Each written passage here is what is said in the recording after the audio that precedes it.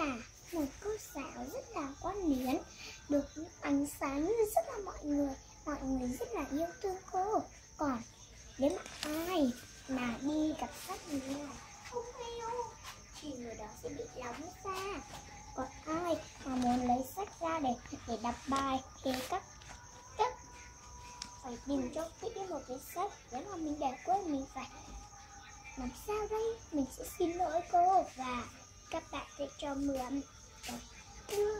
Wow, bạn nào mà không có chữ Đài Loan là bạn ơi, còn bạn Loan có chữ Loan thì bác nhìn thấy một cô bé rất là gọi đó cô gì đó ngày trước thế là bác không lên được là thầy giáo.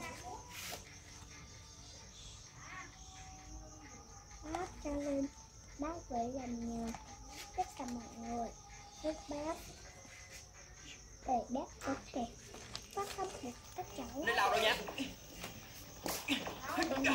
Mà Julian đi đâu rồi?